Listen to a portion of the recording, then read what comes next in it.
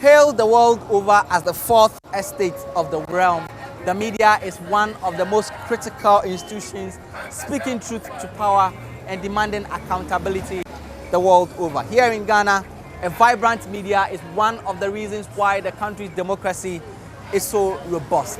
But who are the people behind the journalism content that we wake up to every day? And what price do they pay doing the work that they do? My name is Justice Paidu, and in this film for Joy News, I will be finding out.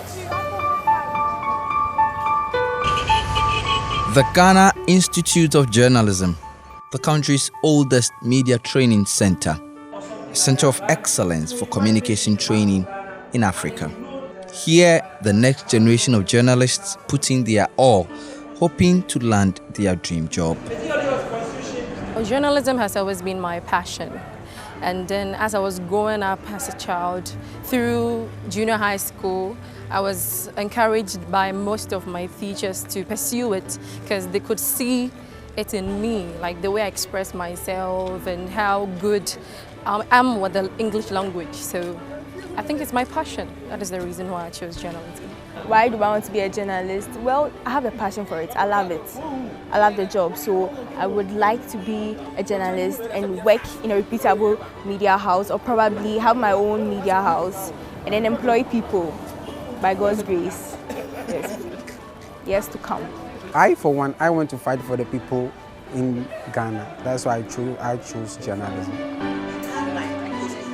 So what does being a journalist mean? My name is Manasseh Azore Arine. I am a senior broadcast journalist with the Multimedia Group. This is one of Ghana's most celebrated investigative journalists. In 2016, he broke one of the biggest stories involving the president. It was a few months to election and the atmosphere was very charged, and that was when we had to go public with the story about he accepting a Ford gift from a Burkinabe contractor who was doing business with the state, and some of those contracts had issues. So it raised questions about conflict of interest, bribery, and abuse of office. So we had to bring this to the fore. That single story, like many he had done before, put his life on the line. I have feared not only with that one, but a number of the stories I have done. Jida, Sada, people are involved, and I've done stories like the Ali Gaba story. Someone is in jail.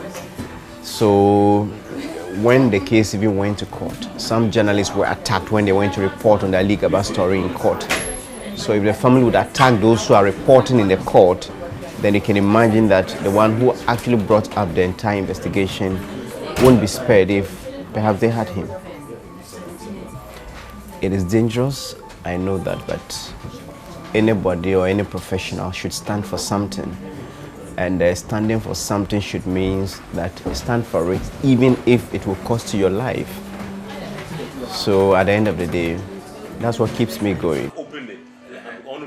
Manasseh has been lucky one too many times, but many others haven't. That incident it's haunted me for all these years. Emmanuel Ante has been working at Joy News for the last 5 years.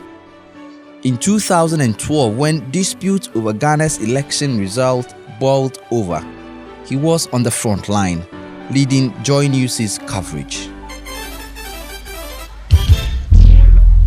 The events as they happen, when they happen. Well, at this point, it is almost clear the NDC's candidate, John Dramani Mahama, has won the 2012 election. The party has secured a majority in parliament. The MPP has disputed the poll and are threatening to go to court. There's tension in some parts of Accra. We are receiving reports of pockets of violent clashes. He set out to do his work, but that would be the beginning of his peril. On that fateful day, I was deployed to go and cover some chaos that was happening at the NPP headquarters. We were told that people with machetes are driving some of the supporters and party officials away from their offices. So we went there to cover. I wanted to get the story, what I was seeing. My instincts just could not let me just leave it like that. So I got down out of the car, and then they went ahead.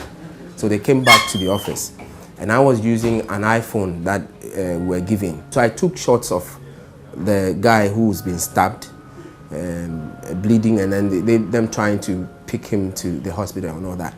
And then I suppose one of the guys who was involved in the attack of that person who's been stabbed started murmuring. I mean, was saying some things to the others who were standing right before him. And so immediately I descended. I got down from the bridge and went down and got through to the brass pot. And that was where the real demonstration was happening. They chased that from one point, from the Obrasport point. They chased us, and then they got to us because parts of them were coming from behind us, and then the others also met us just like that. So they beat us a bit, and then the others managed to escape because their car was just close by. So they just sat in the car and then just sped off. But for me, my car had gone, so I was trying to find my way out. By the time I realized I was on the floor because I had some painful bang at my back. They hit me. I was trying to call. They even took the phone I was holding away from me and all that. I was trying to crawl my way out. It was scary. I almost thought I was dying. The taxi driver just stopped right in the middle of the road and then just opened the back of his door and pulled me inside. And then they started hitting the taxi driver's car, but he sped off. And my legs were hanging out of the car whilst he was going. But for many others, journalism is a great job. One of the women who have made a mark in Ghana is Shamima Muslim. In 2016, she formed the Alliance for Women in Media initiative, which she says is to help women in journalism who are the most disadvantaged. The lack of visibility of women in journalism is a challenge. If we see them, they have to have some clout. It means that they should have some relevance in the media landscape. There's a challenge there because you want to find out what are women in media doing, what products are they producing, what stories are they writing, what strides are they making. If we can't give as many examples for women as we can give for men, obviously means that there's some underrepresentation, then we need to find out why.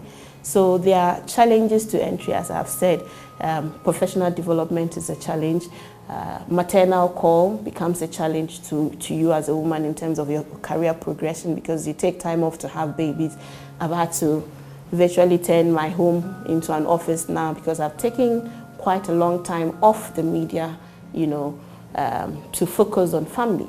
And it has cost professionally. Ghana is a shining example of a country with a free media space. In fact, the country currently ranks 26th on the World Press Freedom Index and second only to Namibia in Africa. But even here, the challenges in journalism practice are stark. As an investigative journalist, I think the biggest challenge is because there's no right to information law here. The latest investigation I did, I wrote to 5 or so government agencies, and none of them responded. Nobody found it necessary to even give it information, even though I needed it. They used flimsy excuses, and as I speak, I don't have that information.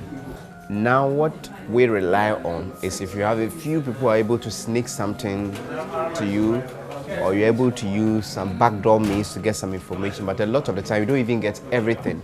So if we had the right to information law, it would make the work of investigative reporters easier, it will make it more comprehensive, it will make it more detailed. Our employers, for them, they want the job to be done. They want the content on our platforms. But when it comes to the effects of that, it seems it's only remembered on the day. But after that, I mean, you're left to your fate. In 2001, the country repealed the criminal libel law, which opened the space for more voices in the media landscape. But a right to information law, which will make access to news content easier for journalists, has been on the table for nearly 10 years.